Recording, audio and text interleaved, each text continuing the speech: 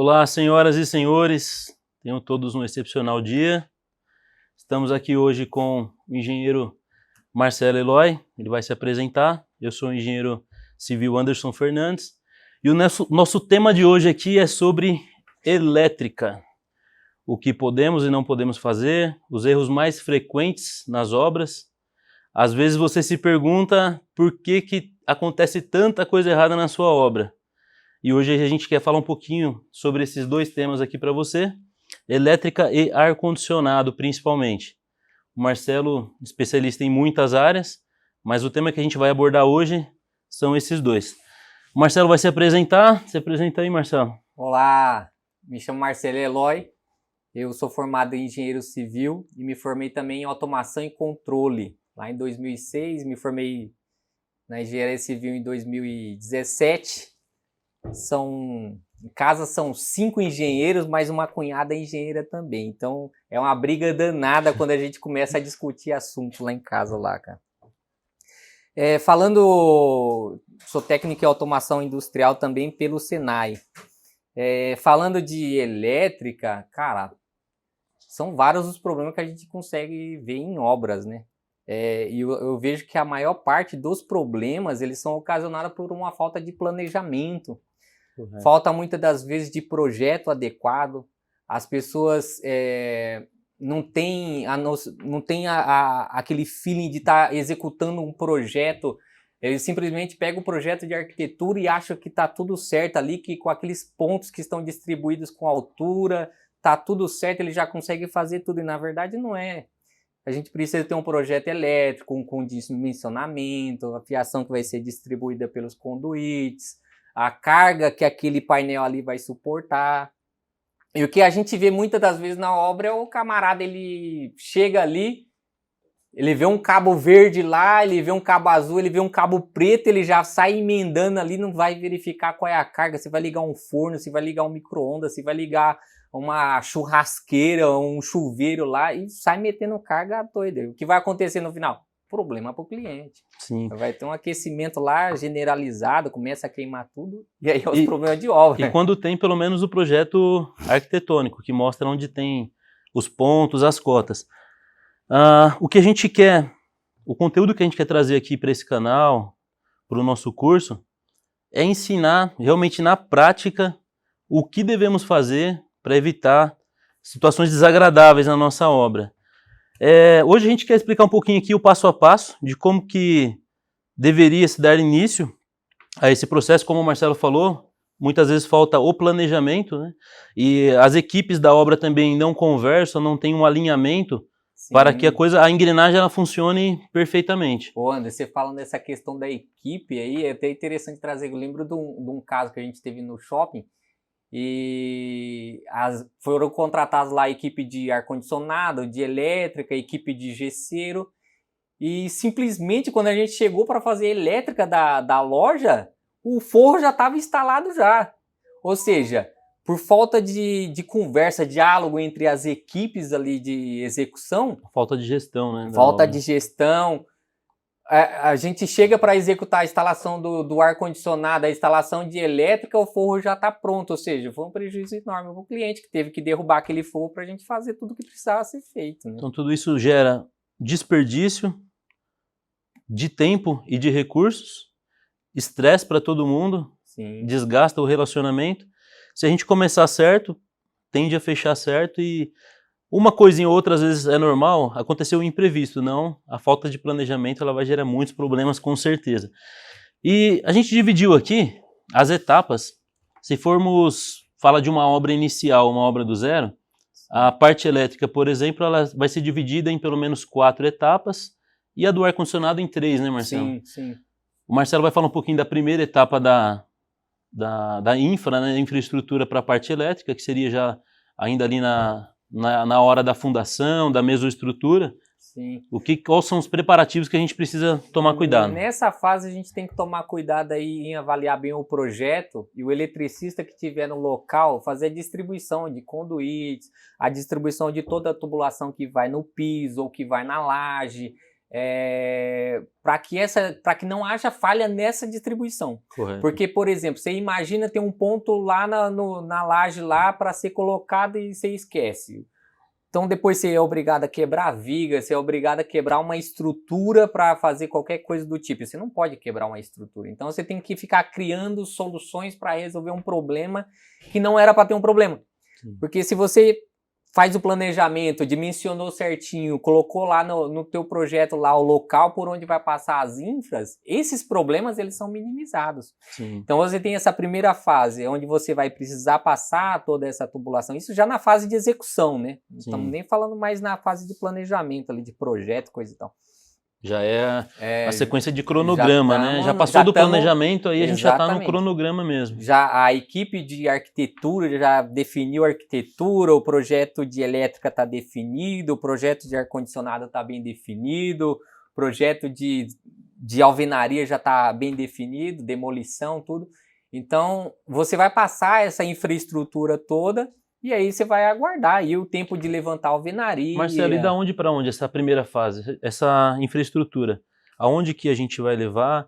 Como que a folga que isso tem que ter? Porque o pessoal costuma fazer sem deixar uma margem, né, de segurança. Sim. Usa tudo eu já peguei, no sufoco. Já peguei muitas obras já para executar e quando você chega lá, o camarada ele deixou um conduíte de 3/4 saindo lá do quadro geral para receber tudo. Então você tem a distribuição de 4, 5, 20, 50 circuitos ali que você tem que passar num conduíte.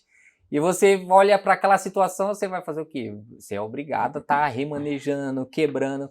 Então o ideal é eletrodutos, por exemplo, ele tem uma norma que ele vai reger lá a quantidade máxima de circuitos que ele pode passar por lá. Correto. E o que a gente vai mais encontrar nas obras são conduítes que estão superlotados. Então você não consegue... O cara, além de... Ele mete vaselina lá e sai puxando mesmo até lotar aquele negócio. E isso daí vai causar superaquecimento. Não inicialmente, mas no futuro. Causa superaquecimento dos condutores. Vai trazer uma degradação para a infraestrutura. E o cliente ele vai ter problema lá na frente. Ele com certeza vai ter problema com isso daí. Marcelo, num eletroduto, um conduíte, um eletroduto, qual a porcentagem de folga que a gente precisa deixar ali livre? Então, nós precisamos deixar livre aí em torno de 40%, 60% de ocupação no máximo. E o que a gente vê é 100%. O pessoal acaba usando quase 100%, né? 100%. E se conseguir puxar mais uma coisinha, você puxa mais uma coisinha. E isso vai trazer degradação para a obra, vai trazer problema para a obra. Circuitos lá na frente, o cliente vai começar a reclamar por que está queimando luz, por que está acontecendo isso. Muitas das vezes porque não houve uma execução bem planejada, bem executada ali, por parte do acompanhamento, planejamento. Eu acredito também que nessa primeira fase da infraestrutura para elétrica, um erro muito comum muitas vezes o cliente ele fecha com o arquiteto, faz todo o planejamento da obra, o que ele quer realmente, e depois no meio do caminho ele decide colocar ali uma automação, uma aspiração central, ou vai sair da casa uma alimentação para um quadro de máquinas da piscina. Muda o sistema de CFTV. Isso, CFTV, também bem comum acontecer. Só que tudo isso a gente precisa de ter uma infraestrutura. É muito mais barato a gente ter isso na hora da construção. Por mais que naquele momento o cliente ele não optou em fazer, é muito barato fazer isso na hora da construção. Então a gente deixa uma folga, deixa infras a mais. Se o cliente um dia optar em colocar um sistema desse, você já vai ter aquela infra pronta e é um diferencial para apresentar para o seu cliente. Você, cliente, também pode já pensar nisso, por mais que não queira fazer hoje, deixa a infraestrutura pronta. É muito barato fazer na hora da construção, depois é muito complicado. Você já vai ter revestimento no lugar, o apartamento ou a casa toda mobiliada, aí fica muito mais complicado de fazer. O mesmo exemplo aí é para o ar-condicionado, né? Muitos clientes, ele quer saber de entrar dentro da casa dele ali, do apartamento dele, e ele vê o custo-benefício momentâneo, e ele sai executando, não vou colocar ar-condicionado agora. E isso daí vai gerar um problema lá na frente, porque aí, quando a obra está finalizando, ele, eu estou pensando melhor, eu acho que eu vou colocar o ar-condicionado. E, cara, isso vai trazer um transtorno enorme pro cara que fez o forro, pro eletricista, pro pintor, para todo mundo, porque vai ter que refazer serviço, vai ter que quebrar forro para passar, vai atrasar a obra, o cronograma vai ser atrasado. Com relação ao que você estava falando aí de ter circuitos ali, instalação, infraestrutura ali adicional, isso é super importante. Sim. Então, vai fazer a reforma, não vou colocar o ar-condicionado agora, mas deixa a infra pronta. Correto. Porque se você deixar a infra parada lá no quarto, o teu gasto vai ser menor, o teu custo vai ser menor para fazer a instalação desse ar-condicionado. No caso de elétrica, câmeras, por exemplo. Câmera, você vê o Zé Faísca fazendo cada coisa que é um negócio impressionante. Então, o Zé Faísca, ele sai passando o cabo por tudo, pelo forro, empendurando, colocando preguinho, e tá errado esse negócio aí. E qual o perigo, né? Passar o cabo solto no forro, sem uma infraestrutura. Aquele cabinho ali, ele puxa, ele vai enroscar na estrutura do drywall, ele pode cortar, começar a dar um curto-circuito, tendo contato com a estrutura do forro. Isso mesmo. Ou ainda na parte externa, um cabeamento que não seja um cabeamento blindado, um cabeamento específico, vai, por exemplo, seu paisagismo, vai colocar a iluminação do paisagismo, não é o cabeamento adequado, não tem uma infraestrutura adequada, está na gambiarra, vai derrubar o seu DR, você vai ficar sem internet, você vai ficar sem tudo na sua casa. Então, por isso, tudo isso tem que ser feito por um profissional extremamente habilitado, né? Marcelo fera, craque nessa área, super experiente. Então, para a gente fechar, né, Marcelo, essa primeira fase de infraestrutura, depois de passado todos os eletrodutos que vai vindo do poste da alimentação para o seu quadro geral, do relógio, da entrada, você vai chegar até onde vai estar o seu painel elétrico, o seu quadro elétrico, e as distribuições que vão passar pela laje de piso. Aí a gente está na mesma estrutura.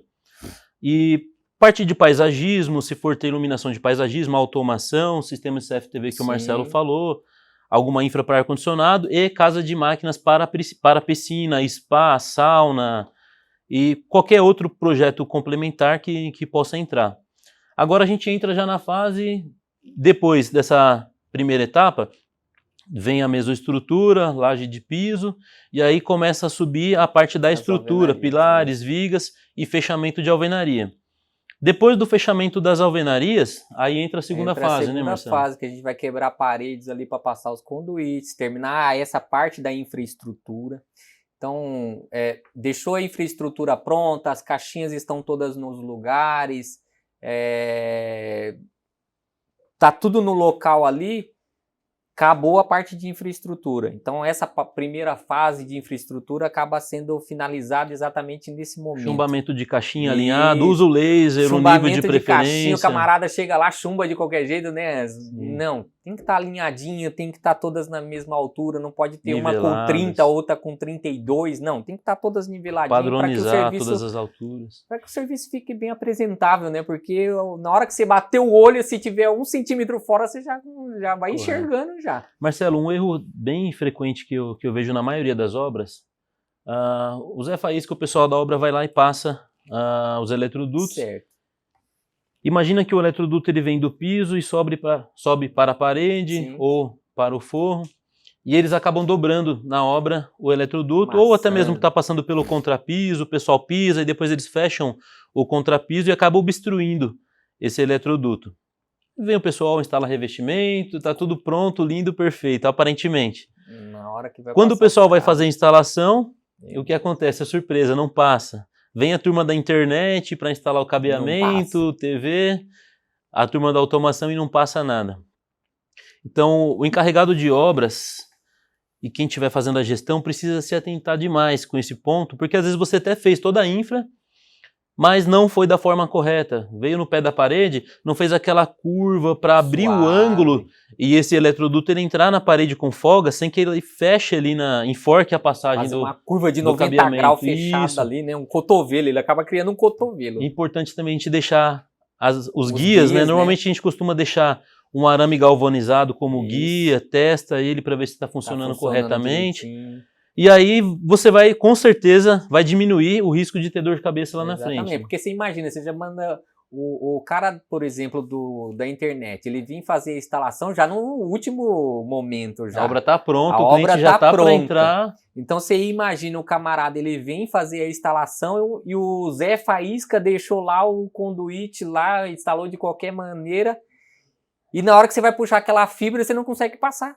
O instalador, ele puxa e não consegue passar, vai fazer o quê? Sim. Vai ter que quebrar revestimento, vai quebrar a parede, vai... Então, isso daí causa um transtorno que... Esse é apenas mais um detalhe da obra, Terrível. assim como os outros que a gente já citou Difícil. aqui, que se na hora da execução, toda a equipe que está ali executando na obra tomar todos os devidos cuidados, não tem custo a mais, nada, é só simplesmente um capricho mesmo, um zelo. Só que lá na frente, para corrigir isso, aí é custo, como o Marcelo falou, material, desperdício de material, de tempo e desgaste do relacionamento também, onde começam as brigas, o cliente já está bravo, quer entrar e vai surgindo os problemas. Então, nesse caso da internet, eu acho que são 2 pontos que a gente precisa destacar. Um, das infras estarem realmente adequadas, né? E com os guias, e também ter o acompanhamento do pessoal da obra quando o pessoal vier para instalar a internet, automação, por quê? O que eu vejo acontecer também muito nas obras, vem lá o pessoal da TV e da internet e fala que não passa, não tem passagem, não vai. E às vezes ele nem tentou, ele quer só sair daquela agenda e já vai para outra e nem testou. E muitas vezes a gente vai lá e vê que dava para fazer e o técnico já condenou. Então, se você fez a infra certinha, deixe alguém lá no dia da instalação para acompanhar, para que não aconteça, né, nesse segundo caso. Então essa é a segunda fase da obra, onde a gente vai fazer as infras e a instalação do cabeamento elétrico. Exatamente. Né? A gente vai fazer nessa fase aí, a gente começa a fazer a distribuição dos circuitos. Então começa a passar cabeamento, começa a fazer realmente a distribuição dos circuitos. Circuito de fogão, circuito de micro-ondas. E tudo isso é de cabeça, né, Marcelo? A gente... Não, você vai seguindo um projeto lá. Segue o projeto. Projeto lá com distribuição de todos os circuitos, o que vai em cada circuito, se é cabo de 2,5, se é cabo de 1,5, se é cabo de 4 milímetros, 6 milímetros. Então você vai seguindo ali aquela receita de bolo ali que vai te mandando. E outra coisa, a gente está falando de internet, misturando aqui um pouquinho, as pessoas acabam realmente misturando isso daí. E passa junto. Então ele passa dados com energia, ele não se preocupa de passar o cabo do telefone, o cabo da internet junto com isso. Cabo de som. Cabo de som. E aí a fase anterior lá da infraestrutura. Olha, infraestrutura de CFTV é infraestrutura de CFTV. Correto. Infraestrutura de energia elétrica, infraestrutura de energia elétrica. Um projeto específico para cada serviço desse. Exatamente. E uma infra específica para cada serviço desse. Não dá para aproveitar e passar, você vai ter problema, com certeza. Vai ter ruído, você vai ter distorção de imagem, você vai ter várias interferências que podem ocorrer. Numa automação, você pode ter circuitos ligando e desligando sem saber de onde que vem o problema.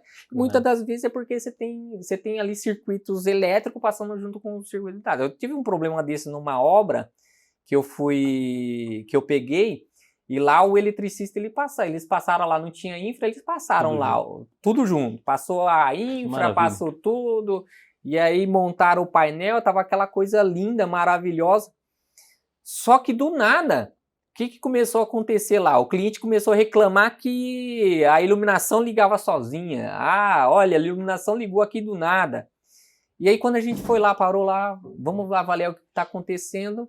E a gente avaliou, era o quê? Era exatamente isso. A gente tinha os dados de comunicação da automação passando junto com o sistema de energia.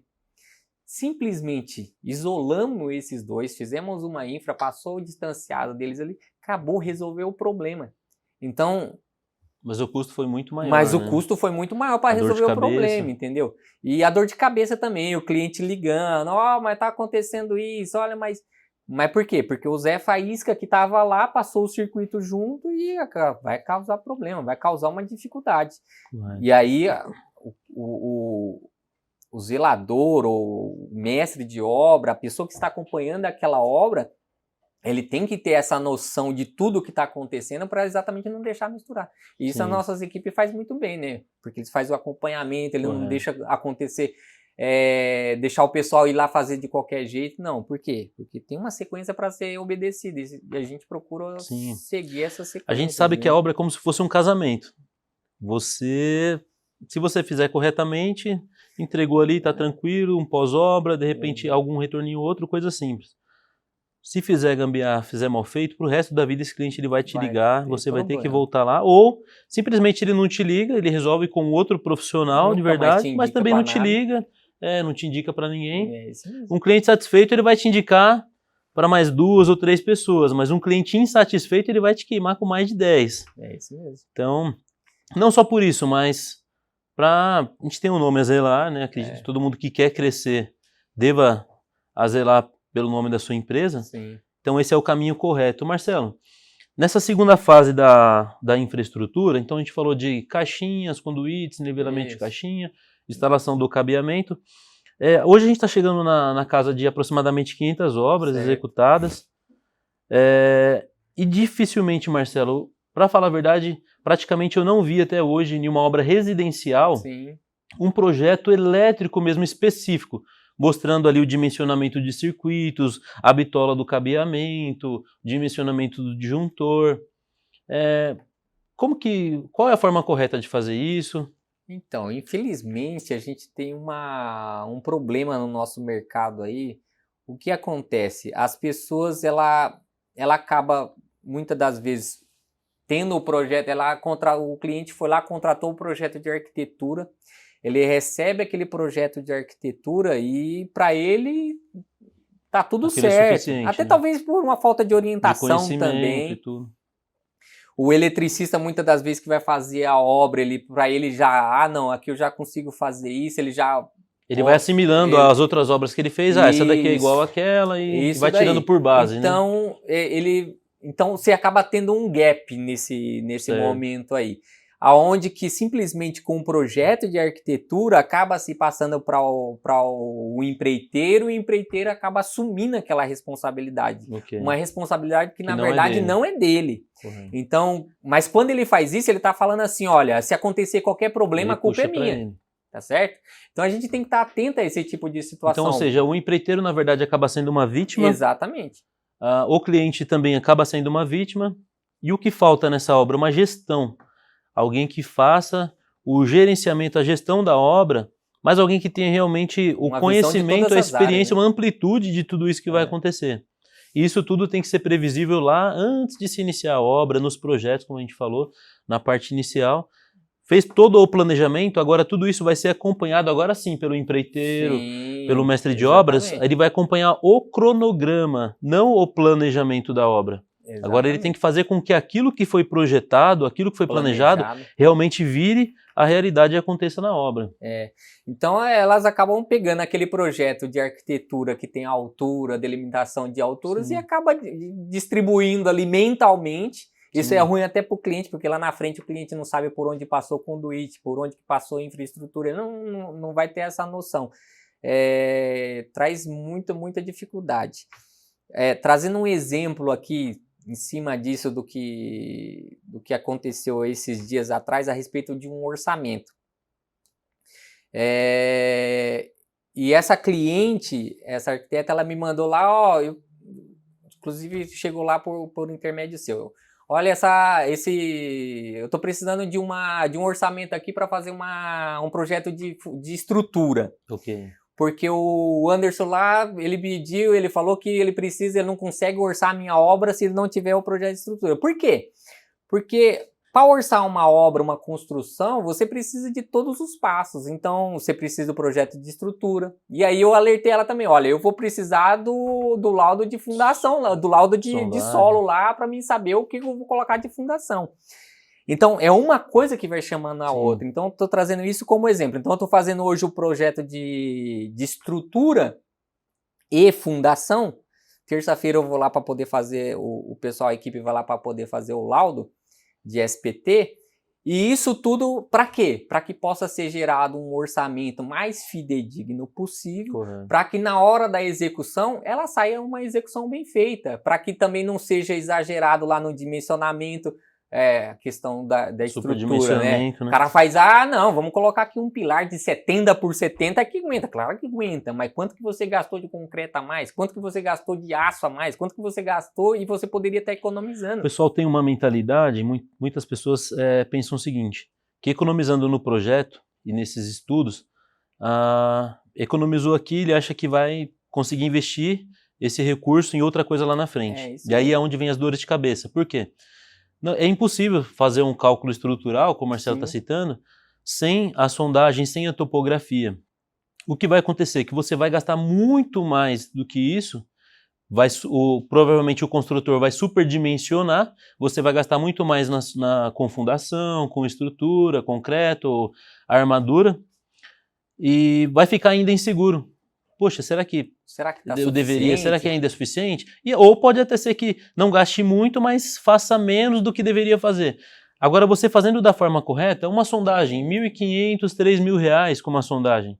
2 pontinhos no terreno. Isso não é nada para uma obra, né, Marcelo? Não. O projeto, um projeto específico, R$ 2.000, R$ 3.000. Um projeto elétrico, hoje, o elétrico, o hidráulico, ele custa em torno de... O projeto não, toda a infraestrutura, toda a parte elétrica dentro da construção, ela custa em torno de 5% da obra.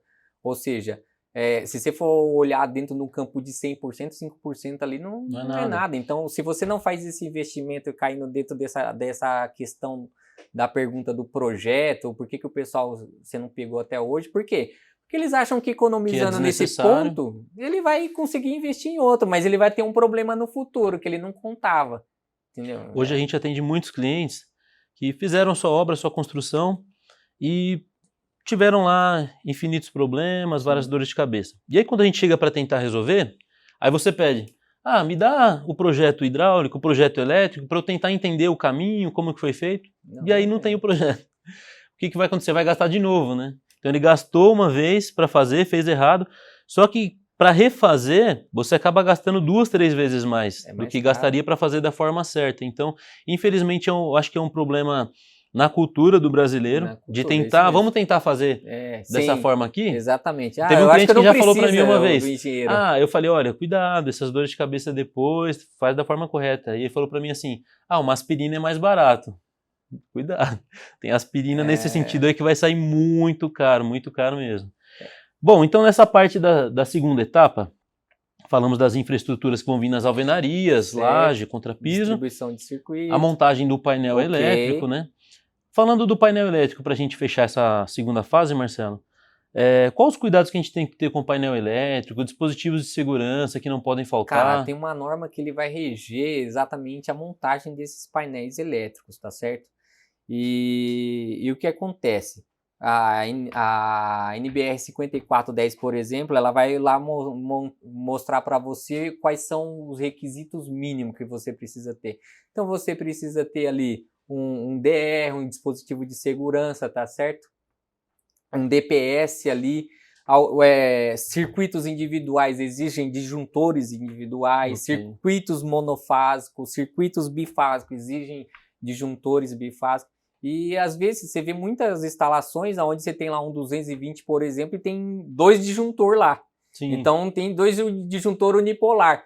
E são coisas erradas. Então, na montagem desse painel, você tem que trazer uma montagem ali que ela dê segurança para o usuário. Correto. E não montar um painel lá que vai trazer uma insegurança, que vai trazer um problema para o cliente. Porque eu preciso ter um DR, um DPS. Então, você precisa ter um DPS ali por conta de descargas atmosféricas, coisa e tal, vai proteger todo o seu circuito. Os DRs, ele vai proteger a pessoa. Então, imagina que uma criança foi lá, colocou o dedo na tomada. Esse dispositivo ele vai desarmar, trazendo a proteção para aquela criança. Vai salvar uma vida ali. Então, muitas das vezes as pessoas ignoram esse fato, arrancam o DR, ou então o eletricista vai lá para resolver um problema, ele não consegue, ele faz um jumper no DR. Sim. E isso é muito perigoso para o usuário final, para quem está dentro da casa. Muitas das vezes até o próprio cliente ele fala, não, olha,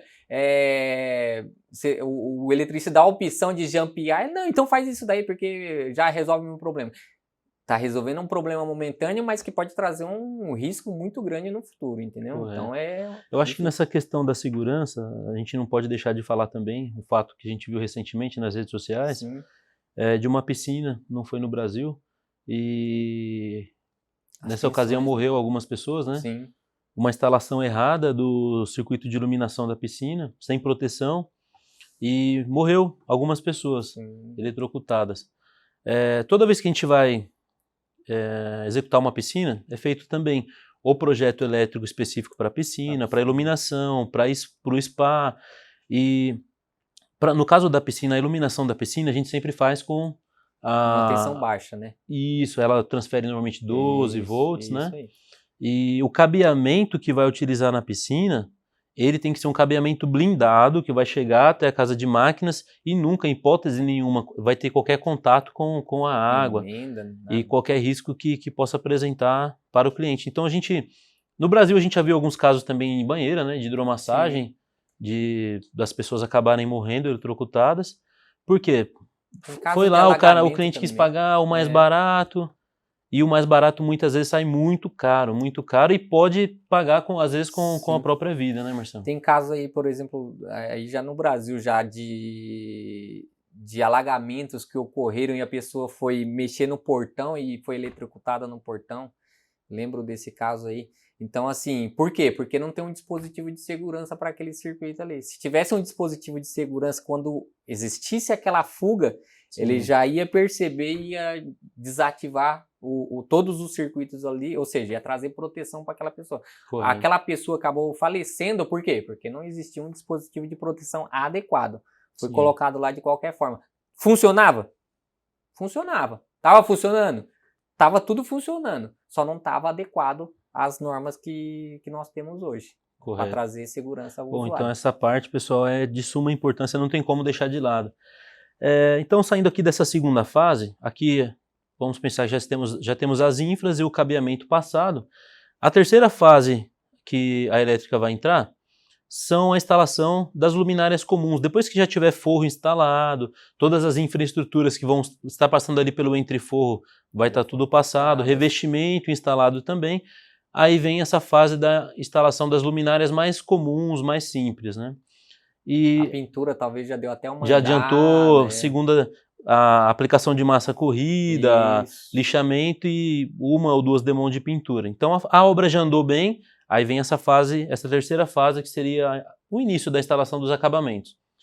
Depois ela dá aquela pausa, sim, vem, a obra avança mais ainda e quando chega praticamente já ali a obra concluída, finalizada, poucos dias antes da entrega, normalmente a gente faz a instalação dos últimos acabamentos, sim, né, que seria pendentes, lustres, acabamento elétrico de interruptor e tomada, porque mesmo, tudo isso, se você instala antes na obra, o que vai acontecer é que vai estragar, vai sujar. Um pendente, por exemplo, normalmente a gente espera colocar a mesa para conseguir pegar o eixo correto para centralizar. Então, se você respeitar todas essas etapas, sua obra, nesse quesito elétrica, vai ser bem sucedida, você não vai ter dor de cabeça. Sim. E é claro, sempre contando com o auxílio do profissional para fazer todos os dimensionamentos. Depois a gente pode até no final do vídeo a gente colocar alguns links, né, Marcelo? Sim. Alguns aplicativos que ajudam também, auxiliam no dimensionamento de circuitos. Sim. Mas o ideal é você sempre contar com um profissional especializado. Na parte do ar-condicionado... Parte do ar-condicionado, André, ela vai seguir mais ou menos o cronograma da segunda fase da elétrica, da segunda fase da elétrica. Então, a gente vai ter a passagem da infraestrutura, correto, quando você está subindo as alvenarias ali, fazendo os fechamentos. Então, a gente tem também a passagem desses cabo de comunicação, tubulação frigorífera, que vai sair do ponto da evaporadora até o ponto da condensadora, tá certo? Então você tem toda essa fase. Terminando essa fase da instalação, a gente vai entrar ali na fase do acabamento também para colocar as evaporadoras, né? Okay. As máquinas de ar-condicionado em si. Então a infra fica pronta, você vem com forro, fecha, pinta, faz tudo. E ali quando você deu aquela primeira demão de tinta, geralmente é a fase que a gente está retornando para colocar os equipamentos. A evaporadora, colocar a condensadora no lugar, faz a instalação dela certinho, termina, dobra, coloca um plástico ali na máquina para proteger e... Marcelo, eu vejo um erro muito frequente também na instalação dos equipamentos do ar, da infra, melhor dizendo, em fachada, por exemplo.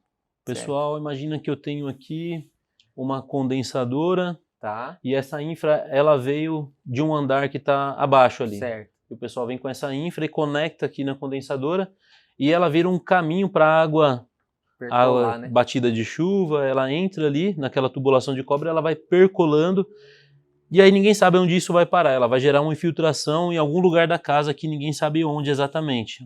Onde a água achar uma obstrução ali, ela vai começar a percolar. Sim. Recentemente, em várias obras, a gente tem feito essas correções, que o ideal seria o quê? O pessoal fazer, você tem uma condensadora aqui, você vem com essa infra e faz o que a gente chama de cachimbo, né? Passa ela por cima e faz uma curva, Isso. e aí ela desce e entra na máquina. Da mesma forma também, conduítes que estão em fachada, para um refletor, alguma iluminação, o pessoal também acaba errando muito nisso, e ele fica lá com a boca para cima, a água bate na fachada, escorre, entra por esse conduíte e vai se alastrando pela casa, até você descobrir de onde vem, é bem complicado. Já gerou muito problema. Então esse tipo de problema também, na hora da execução, é muito simples de resolver, muito fácil. Por isso que o ideal é você contratar um profissional experiente, de preferência por indicação, um profissional que trabalhe da forma correta, né? Mais algum problema assim de ar-condicionado comum, Marcelo, que você encontra por aí? Cara, às vezes problema de tubulação, né? Também. Do que? Dimensionamento? Diâmetro de tubulação. A pessoa tem uma sala grande lá e vai existir, por exemplo, uma máquina de 36 mil BTUs, certo. Mas, na verdade, ela acabou passando lá um tubo de meia com um tubo de 1/4. E aí você vai precisar de uma tubulação de 3/8 com uma tubulação de 3/4, por exemplo, entendeu? Então, isso vai gerar um problema para o cliente, porque apesar dele ter pensado na infra, mas ele não pensou no dimensionamento daquela máquina. Então, mais uma vez, a gente volta para a questão de planejamento, projeto, dimensionamento. Exatamente. Né? Então, eu não vou colocar ar-condicionado agora, eu quero colocar no futuro. Mas, olha, verifique dentro de um projeto qual é a tubulação que eu preciso estar passando ali, qual é a tubulação que eu preciso, qual é a área que eu preciso refrigerar, para que eu possa deixar a tubulação adequada. Porque se você deixou a tubulação, mas estiver errada, você não vai poder usar do mesmo jeito, vai quebrar e vai dar prejuízo, vai dar problema, vai dar transtorno. Correto. Os sistemas principais hoje, Marcelo? Hoje nós temos aí a linha comum, né, que é o Raiol. Nós temos a linha inverter, que daí ela já vai trazer uma economia de energia. Ela vai trabalhar com variação de frequência. Nós temos os VRF, o VRV. Esse daí já é mais interessante porque você não precisa daquele monte de tubulação passando pelas casas. Tem um multi-split, 5 ambientes. Então você tem uma tubulação saindo lá da condensadora até o ambiente, para cada equipamento. O VRF, ele simplesmente é uma linha e você vai sair derivando como se fosse uma tubulação hidráulica. Então você sai fazendo as derivações e conecta o equipamento no final. Então, dentro da linha residencial, esses daí são os equipamentos que são utilizados hoje. E do TAD o pessoal acaba não utilizando muito, hoje já diminuiu mas bastante, também né? o central também dá uma utilização, mas é muito pouco. Correto. Muito pouco. Falando no ar comum, a evaporadora, uma condensadora para cada máquina, ou no multi-split, qual é os pós e os contras nesse caso, Marcelo? Vamos lá. Um multi-split, por exemplo, se eu for fazer uma instalação para mim, por exemplo, e eu tiver lugar para colocar condensadora, eu vou optar por colocar uma condensadora individual para cada ambiente. Correto. Porque se eu tiver um problema com aquela máquina, eu vou isolar aquele ambiente apenas. Então, a casa toda não vai parar. Exatamente. Então, você imagina que você tem lá uma máquina para o quarto, uma máquina para a sala, uma máquina para a cozinha, para todos os ambientes ali. Você tem uma máquina individual, com a condensadora individual. Se der problema na máquina da sala, é só a sala que vai dar problema. Não vai dar problema nos outros ambientes. Já no multi-split e no VRF também, se você tiver um problema na condensadora, você vai ter um problema em todos os seus ambientes. Né? Você vai ter parar geral ali. Então, tanto o VRF quanto a linha inverter, o VRF é um sistema excepcional, excelente, cara. Se tiver um problema na evaporadora, beleza. Agora, se tiver um problema lá na condensadora, vai atingir todo o sistema. Os multi-split também. Então, se a gente for falar de vantagens e desvantagens, o sistema individual ele tem essa vantagem.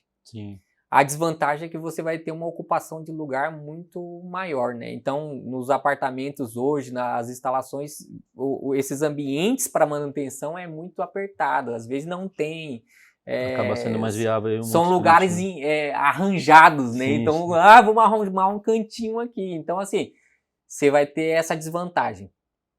E para os inverter, para os multisplits, você tem a vantagem ali de ter um único equipamento atendendo vários ambientes, né? Tem sido Marcelo, uma você solução bem falou atendida. do espaço, né? A gente vê muito, num apartamento não tem onde colocar a condensadora. E um problema também que eu vejo assim com muita frequência é a pessoa coloca uma condensadora já num lugar apertado Sim. e coloca várias coisas em volta dela. E você vê ali o negócio aquecendo, que tipo de problema vai gerar para o equipamento quando não tem essa área mínima de ventilação ali? Então, é um problema bem comum, né? E as pessoas colocam vaso, colocam tudo na frente da E condensadora. obstrui nessa. Ela, para que ela funcione dentro dos parâmetros do fabricante, ela precisa ter uma troca de calor ali. Correto. Então, se você não tem esse ambiente para troca do calor, esse compressor ele vai começar a trabalhar sobreaquecido. Então, você vai ter um desgaste prematuro do equipamento, além da eficiência também. Podendo perder até a garantia, né? Se Sim, por um motivo desse. Exatamente. Por quê? Porque, e como é que você vai descobrir? Simplesmente fazendo análise de óleo você consegue fazer a detecção do problema que foi o que ocasionou aquilo ali. Então, o problema que ocasionou aquilo ali foi superaquecimento. Então, além desse transtorno aí, que uma máquina que poderia estar durando 10 anos, ela vai durar 2, 3 anos, você tem um problema também de ambiente, porque você não vai ter uma troca eficiente lá dentro na evaporadora, ela não vai conseguir fazer uma troca eficiente. E essa ineficiência vai ser sentida pelo cliente. Então ele vai falar, minha máquina não está funcionando, minha máquina não está boa, ela não está rendendo direito, isso e aquilo outro. Mas por quê? Porque às vezes lá a condensadora dele está tampada. Já foi atender cliente que ele colocou um vidro na frente ali. Nossa. Então mantinha fechada o vidro da sacada lá e que a máquina não está funcionando. Aí era simplesmente abrir a porta lá e deixar o calor ir embora. Então ela vai chegar num limite onde ela não consegue mais fazer a troca e você acha que ela está funcionando aqui, a evaporadora está funcionando. E na verdade é só a ventilação que está rodando ali porque a máquina está parada lá. Então alguns cuidados que às vezes são simples, para quem sabe, né? Para o cara que é especialista, então se torna simples. Bom, vamos finalizar aqui. Passou rápido, hein? Passa rapidinho. A gente vai marcar com o Marcelo aqui para gravar mais alguns vídeos. O Marcelo tem muito conteúdo aí para passar para a gente, uma experiência gigantesca.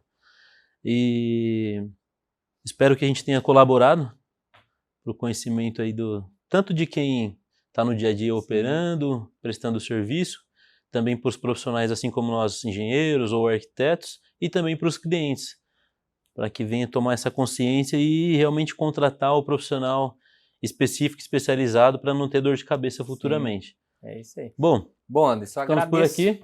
Obrigado, Marcelo. Pode contar comigo aí. Joia. E estamos na labuta todo dia, né? Maravilha. É isso aí. Maravilha. E seguimos logo mais para o próximo vídeo. Muito obrigado, até mais, tchau, tchau. Keep color.